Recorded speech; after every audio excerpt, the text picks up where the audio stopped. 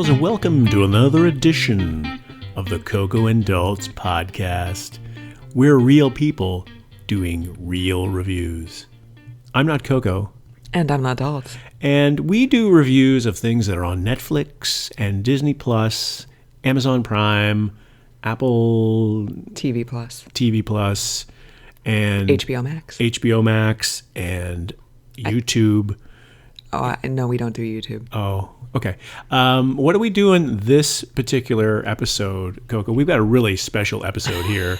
This is going to lighten you up a lot, listener. So the reason I'm doing this summary is because Daltz cannot contain himself and just wants to unleash his fury. I think you're going to be surprised, actually. Oh, goodness. So what we are reviewing today is Dahmer, Monster, the Jeffrey Dahmer Story. Why is that the name? I don't know. Like, is Dahmer the first part of it? Yeah. I don't know why you need all those colons in there. I don't know why you need all those Dahmers either. Like, right. Like everybody, one Dahmer is enough. Yeah, that's a very notorious name in American history at this point. Anyways, it's a 10-part true crime series on Netflix starring Evan Peters as Jeffrey Dahmer. Mm-hmm.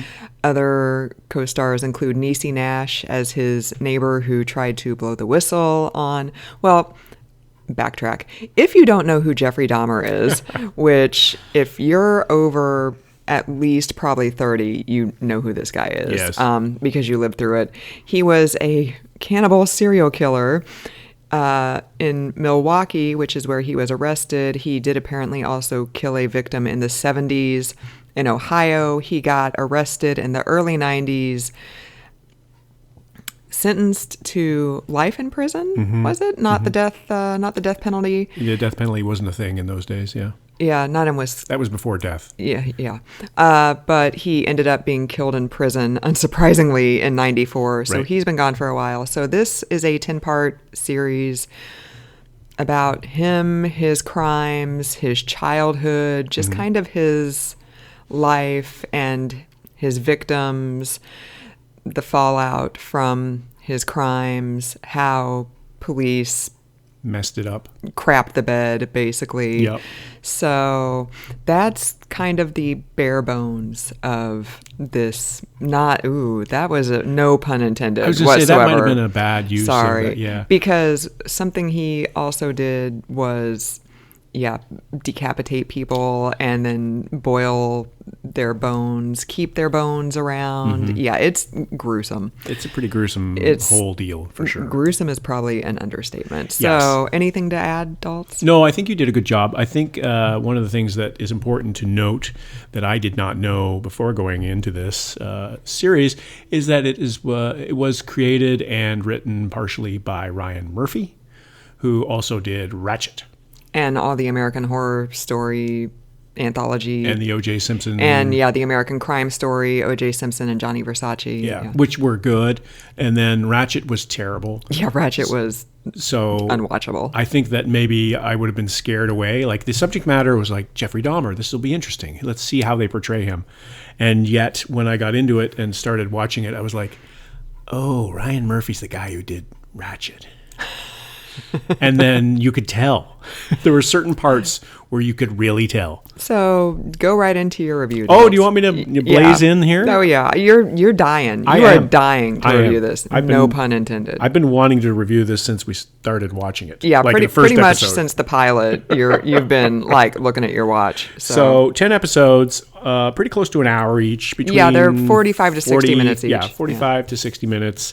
And I know that listener is tired of me saying this, but this is further evidence of the death of editing in modern streaming culture right now, is that this could have been really good if it had been 6 episodes, let's say, or even maybe 8.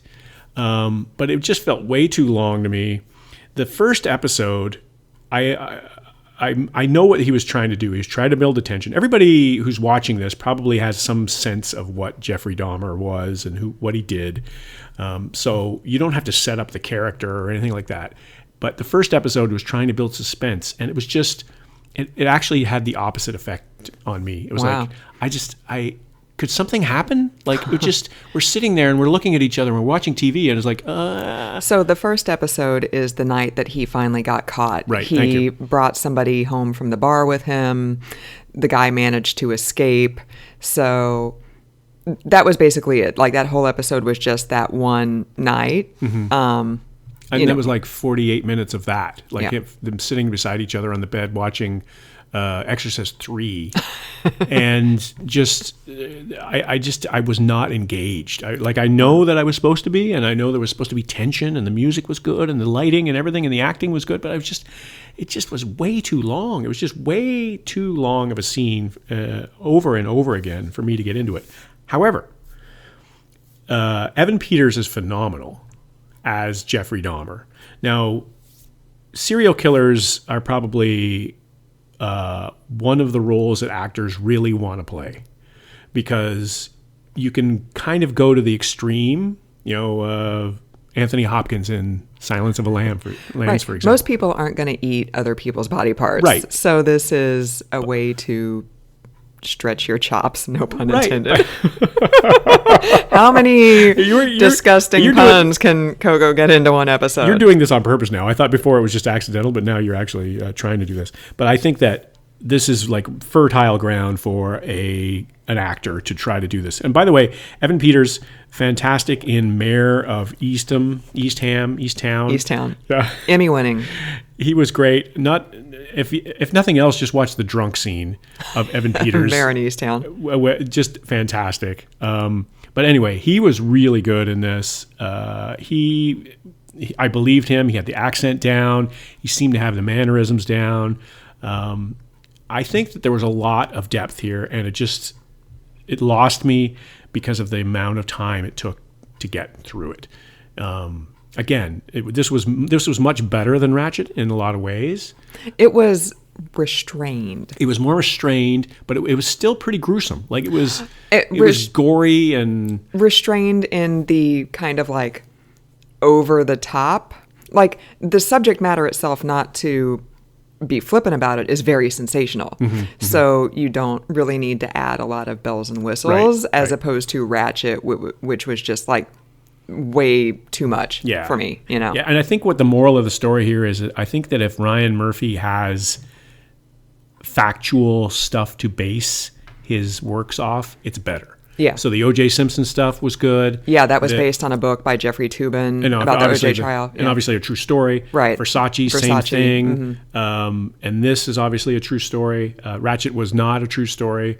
And Ratchet just went off the rails as far as I was concerned. Whereas this was a little bit more, I think that you nailed it, is that the restraint was caused by the facts. There's guardrails there that actually you have to follow. And according to many sources, this was actually a fairly faithful rendition of what happened. Right. And there are a lot of details in there. And there's another thing too that is praiseworthy, is the sets and the costumes and everything like that. There was, I can't remember which episode it was, but there was one episode where Evan Peters was wearing a shirt that like every single guy in my 1992 high school yearbook wore that shirt. You know? I was just like, whoa, taking me back to 91. Holy like cow. His costume person is fantastic. Yeah. And the dance scenes in the bars and everything like that, like everything just seemed really authentic.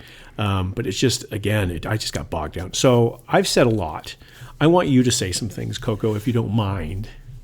So there were a couple episodes that were plodding pace-wise. Okay, good. However, I didn't mind the overall length of the series. The last 3 episodes really are dealing with he's been caught, the trial, and the fallout for everybody, like his neighbor, his family, the families of the victims, how like Jesse Jackson shows up in Milwaukee, and I didn't mind that those episodes were slower, because he's not dismembering bodies. So, it's not as, like I said, sensational as the sex and murder episodes.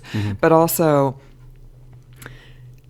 the media and people who aren't involved in that story we can move on and forget about it. Mm-hmm. But those people, their lives go on. And how does your life go on when you're the next door neighbor who's been calling the cops for months and smelling the bodies cooking and the decomposing bodies? Like, your life is never going to go back to normal. Yeah. And the victims' families, their lives are never going to go back to normal because, you know, there's a macabre element to the media, and you know, this guy is still out there getting interviewed, and everybody knows Jeffrey Dahmer's name. So every time you hear this guy's name or you see him being interviewed by Stone Phillips, you have to relive that. And I thought those 3 episodes did a very good job of just showing life is never going to be the same. And you're just going to have to go home and sit on your couch and try to watch Jenny Jones in the afternoon, and nothing's ever going to be the same, you know? I absolutely agree with that. There was actually something that I noticed is that they spend a lot of time with the victims' families, and they spend a lot of time with the neighbor, with Dahmer's neighbor in the building where he killed most of the victims. And not just like during and, you know, the course of all these horrific things that he did, these crimes that he did, but also after, like you said. And I think that a typical setup for this kind of thing would have been murder, found guilty, end of the series. You know what I mean? Like the last scene is him getting clubbed in the shower, yeah, and dying, and then that's it. But actually, there's more to this particular version, which I appreciated. And I think a lot of the criticism online has been by the victims' families, and I'm not here to negate that or talk that away or anything like that. But I will say that this seemed to address the victims more wholeheartedly than some other versions of these kinds of movies. Like, they weren't just disposable. They weren't just people who were just a number or a birthday who cried, or a face. and then you never see them again. Right, and they were horrified, and then they get killed. You know, like, there was actually some personality to some of these people, and particularly the one kid who was deaf. He was really good, and they gave him some depth of character. And that episode I was going to call out. That's episode 6. He was one of the victims. Tony Hughes, played by Rodney Burford, I believe the actor's name is. Yeah, that was really good. There was exchange between, like, a lot of, it seemed like Dahmer was almost falling in love with this guy, and they went out a couple of times. And, right. The whole episode was just kind of like their quote-unquote relationship. Yeah, and like courting, I guess. Yeah, but eventually Jeffrey Dahmer ends up killing this guy. And that was, I kind of thought, like, I understand the victims' families are saying, because you do delve a lot into his childhood and his parents' horrible marriage. Dahmer. Jeffrey Dahmer, correct. And I understand the victims' families don't want him to be humanized, you know. But this episode, I thought, even though you don't need it to be driven home that this guy is a monster, because look at what he did, you know, like, that's not normal. But this episode, I thought, really crystallized that he's not being humanized, because he is having this relationship with this guy. This was Evan Peters, I thought, at like his best in this whole series, because he's freaking Jeffrey Dahmer. But, you know, he likes this guy, and he's grinning like an idiot, and he's actually kind of charming with this guy. But in the end, he does kill him. And that, to me, just drove home he's a monster, because he likes this guy. He might be falling in love with this guy, but he still kills this guy despite his feelings. And I'm not, like you said, I'm not here to tell the victims' families what to feel. I can't even imagine going through that. And then every time something comes up, a documentary or a show like this, you're re-traumatized for the rest of your life, because this isn't going to go away. But even the most normal human emotions that everybody feels wasn't enough for him to not do what he did. And so I think in that same vein, one of the greatest tricks that this series played on me was I started to feel for Dahmer a little bit, and Dahmer's dad. Because Dahmer's dad is really portrayed in this as being, in some ways, a sympathetic character. You know, he introduces roadkill autopsies to his kid. That's freaking disgusting. It was disgusting, but it was because his dad was into that kind of thing as professionally in a way, and this was the only thing that his kid was showing an interest in, his odd kid. So from a parent's perspective, not that I could relate to this in any way, shape, or form, but like as a dad, that was something that was I was surprised at that was portrayed in this. That was as large a picture as a portion of Richard Jenkins, who played Dahmer's dad, played in this movie. So it was a very much a balanced aspect of it. It was like Dahmer's personal life and the victims' personal lives. Right. And it was kind of like right down the middle. So very much in a journalistic kind of way. But I think that where people are upset is that Dahmer is portrayed as being more human, where he did these completely heinous, evil things, right? Yeah, I don't. It made me, and this is a testament to Evan Peters' acting ability, that you can feel for this kid who really kind of didn't stand a chance, right? Because according to this, his parents were in a horrible marriage. I was opposite of you, actually. I didn't really feel for his dad. I felt for his mom. Oh, really? Because his mom, even recent Supreme Court decisions notwithstanding, women today have choices, and women in the 50s and 60s did not have choices. Mm-hmm. You know, if they didn't want to be a stay-at-home mom, too friggin' bad. You know, you can't have a job, you can't have a credit card, you can't own a house, you know. Yeah, right. Today I can do that. But back then, a lot of people, all they could do was just like get married and stay at home and start popping out kids. And she was desperately unhappy, and she was on so many prescriptions while she was pregnant. Mm-hmm. And, you know, Dahmer's parents were at loggerheads the whole time. It was a very unhappy household. Mm-hmm. You know, he had an unhappy childhood.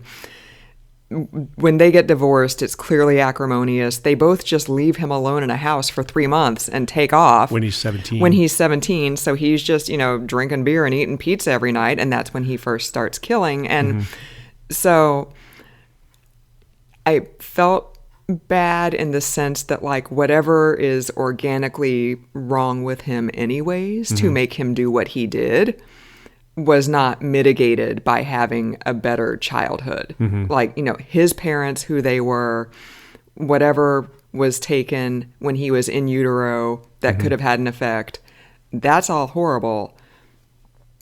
I don't know. I think that where I am with that too is that Richard Jenkins' performance was so good as the dad.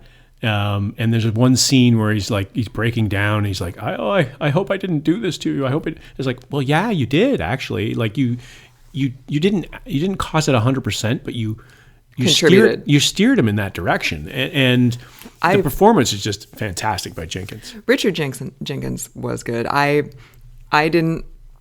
felt bad for him as a parent, because I can't imagine you, despite how you were a parent, that's still your child, and you still love your child. Right. And then you find out all these horrible things your child did, and I can't imagine those competing impulses.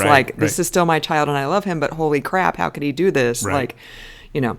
Well, how could he do this to other people's kids? Like, right. You know. So I felt bad for him that way, but then he also, for me, it felt like, you know, he was like, well, maybe he got it from me because I've had these impulses too. And then he wrote a book about it. And, you know, I was like, is he trying to like ride the, you know, coattails, you know, is he trying to make this like about him instead of, you know, so for me, that seemed more like slimy and opportunistic. Whereas like with the mom, like I felt the trapped, you know. There was one scene, I don't think I'm giving too much away, when he's writing the book.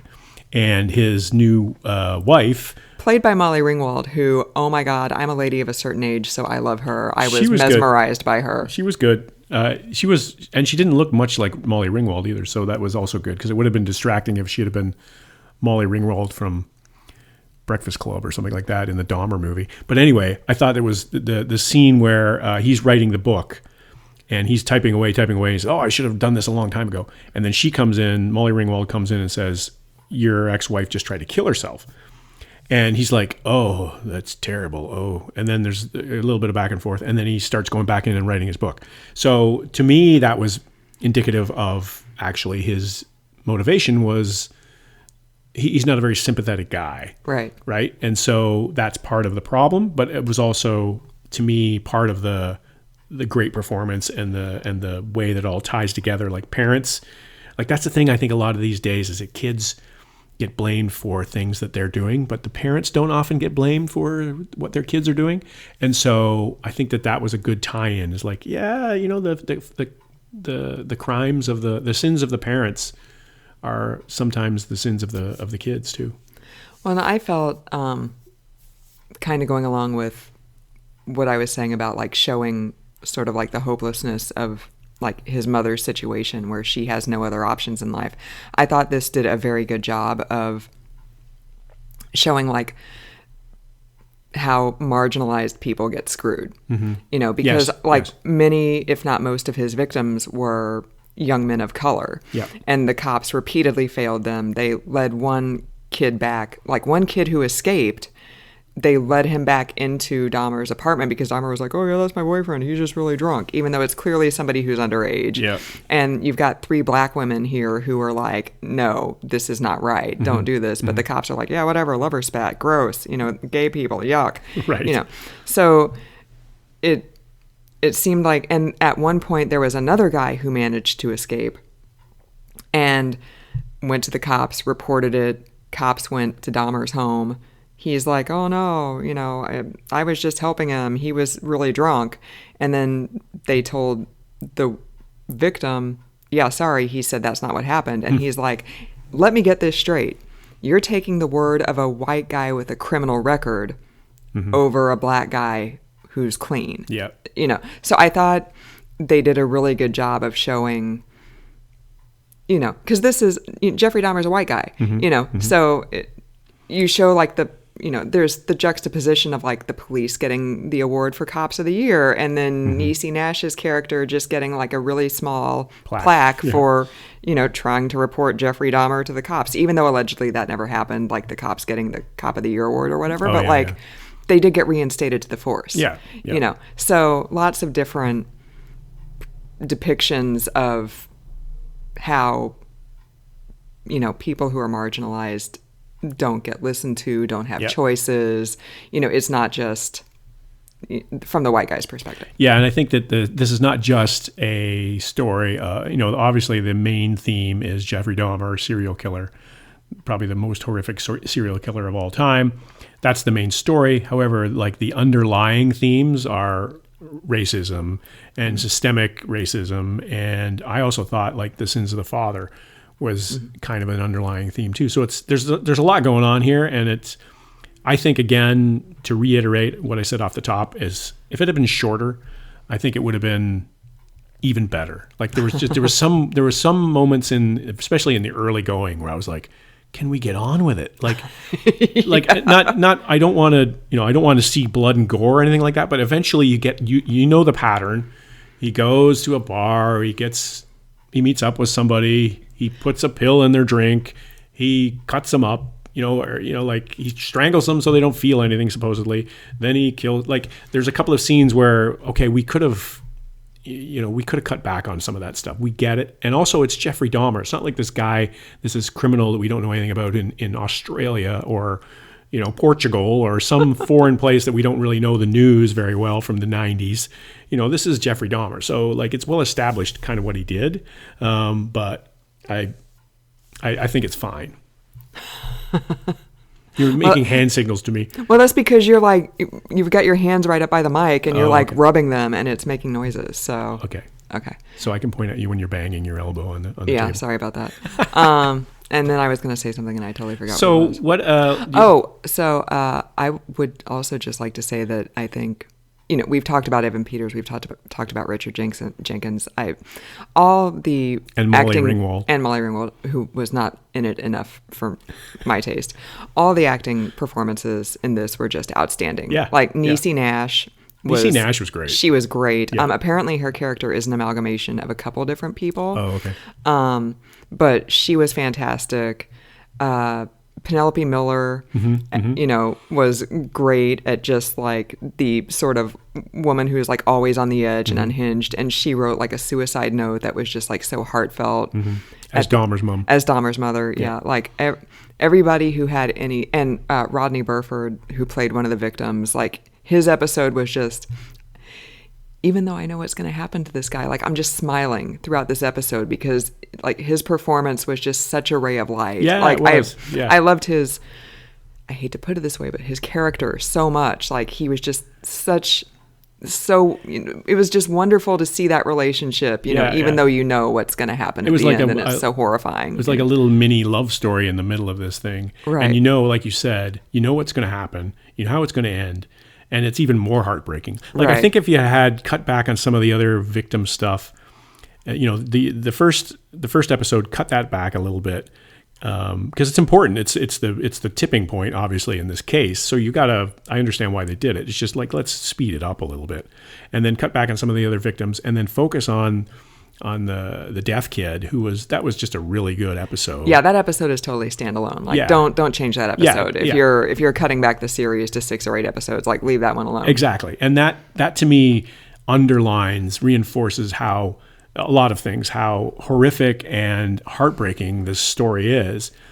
But also in terms of like the compulsion, because there's that one scene where you can see Dahmer's got the hammer behind his back and he's gripping it really, like he re-grips it, and then he goes in and kills this guy, and you can tell that this is not something that he can help. Like it's just a compulsion, like I said. And so there's a lot in that particular episode that was just really good, and I think that to me is sort of like the high point, if you will, of the entire victims part of the story. If you I actually didn't mind the first episode. Like, I know you said like it didn't feel tense or suspenseful to you, but I thought it was. Mm-hmm. Even though this kid's gonna escape and he's gonna get caught. Yeah. Like I thought the editing was really good at creating that tension. And there were a couple scenes throughout the series. Like there was one scene where Jeffrey Dahmer goes to his neighbor's apartment because she turned him in for like a smell or something. I don't know. Mm-hmm. And he's like, oh, I want to, I brought a peace offering. I made you a sandwich. And it's like probably somebody's liver, and he's like, eat it now. And she's like, I don't want to eat it now. And he's like, no, eat it now. I made it just for you. And she's like, I'll put it in the fridge for later. And he's like, what, are you a vegetarian? And like, you're just like, oh, don't eat the sandwich, and like, just like, I thought there were like a few. That scene to me was comical.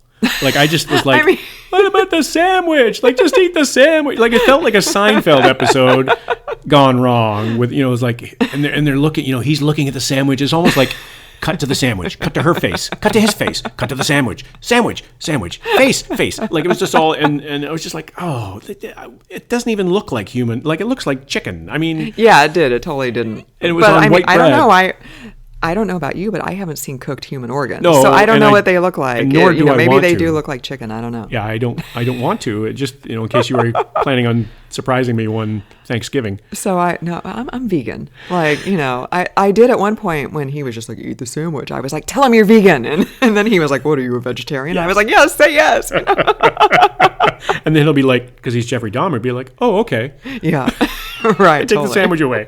I just that whole scene to me was just, I didn't buy it at all. And everybody was just trying to be really tense about it. And I was like, it's a sandwich. Just like, why did you let the guy in your apartment in the first place? Right, totally. You like that. Just, it's one of those. It felt to me like one of those scenes from a horror movie where the kids, let's go out exploring in the graveyard with the mass murderer, and the axe murderer is loose. Oh, our flashlight is off. Oh, don't worry about it. Right. We'll just go into the graveyard. Like every horror movie trope where they're like, what's in the basement? Like, there's a strange noise down there. Let's go and investigate. Right. Totally. And the movie's called like Killer Dead Slasher Basement, or something. Right, it's just so 26 letters. Give us a grade. I'd give it like a B, if not a B plus. Oh, I thought it would have been more than that. I really liked it. Yeah, I'd say like B plus. I thought you were more into the A category. What kept it back from an A for you? I don't know. I'd have to think about that. All right. So I'm not going to give this a 7.5. Yeah, I was 7 or whatever I usually give it. So this is probably a 6.25, I would say. See, this doesn't mean anything to you because that's barely underneath what you normally give everything else. I thought you were going to go for like a 4 or something, like the way you were just like, See, I told flipping tables and stuff. I told you that you would be surprised by my vote because I came around. I started slow and I was like, oh, get me out of here. Mm-hmm. And then I was won over by Evan Peters. Fantastic. He was just great throughout. I mean, he was good from the beginning, but I just he kept it up. Like, it wasn't sensational. He was subtle, but you bought him all the way along. There was, especially the very last episode, there's the juxtaposition again of John Wayne Gacy and Jeffrey Dahmer. And John Wayne Gacy is literally strapped to the gurney, and his final words are "kiss my ass." And then you've got Jeffrey Dahmer in his white choir boy robe getting baptized in the prison whirlpool. So that was really well done. Yeah.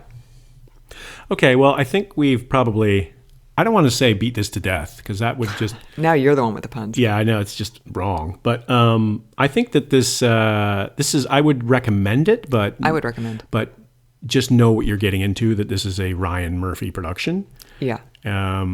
And it didn't feel like a Ryan Murphy to me, though. It felt like some of it did to me. It didn't to me. So, okay. Well, right. we have a...